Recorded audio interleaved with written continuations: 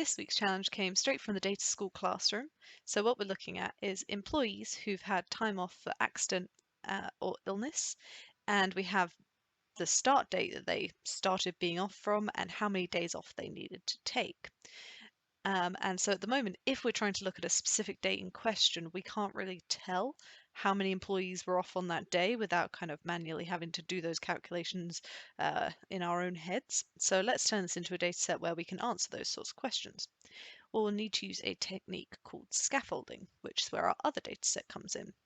Now, this is just the numbers 0 to 61, but we're going to turn those into dates. So in order to do that, I have used a calculation here. I've called it the date. Now there's actually 3 different functions being used, so let me just zoom in on that. So let's start from the middle and read outwards. So the middle here would be the make date function. So we know that we want our data set to start from the 1st of April 2021. So we use the make date function there and write in the year, month, and the day. And then once we have the 1st of April, that if we just had make date 2021 4/1, then that would just give us the 1st of April against every single row of data that we have. But that's not what we want.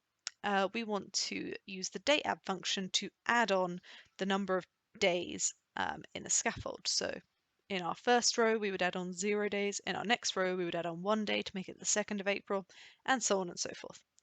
And then I've just wrapped that all in a date function as well so that it doesn't come out as a date time, because time isn't really relevant to our analysis at the moment. So that's how we're making this new date field. I've included a filter there as well, just to check that we're definitely within our range of the 1st of April to the 31st of May.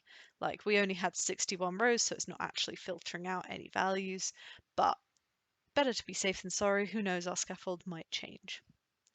And then I just remove that scaffold field there.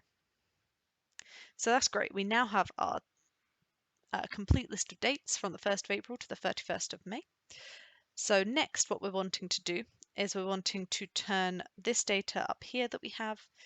We want to make there be a day for every single day that each employee was off. So what we're going to do is some scaffolding here. So in our join, when we join together these two data sets, then we're going to be using a join condition that isn't the typical equals that you use.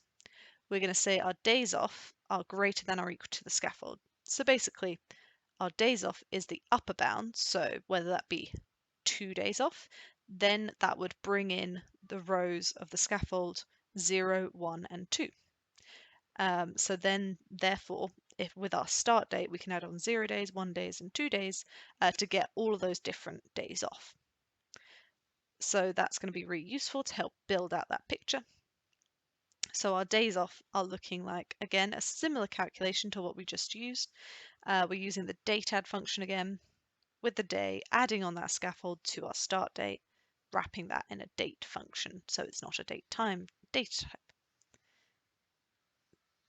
So then we have all those days off there. And now we can aggregate that so that we can count for each specific day how many people were off on that day. So we're just going to use an aggregate function there, grouping on our days off, counting the distinct number of people off. And now that we have that list, we can see we've got 28 rows. So we don't have a complete picture of all of the days in those 2 months. That's where we need to join it back into our complete list of dates that we have here, joining our days off to our date. And what you can see here is that we're doing a right join here, just so that we bring through all those days.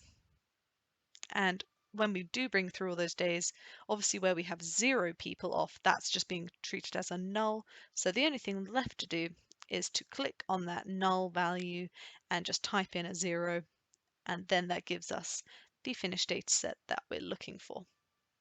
So hopefully that was nice and clear. Hopefully you enjoyed the challenge, and thanks very much for watching.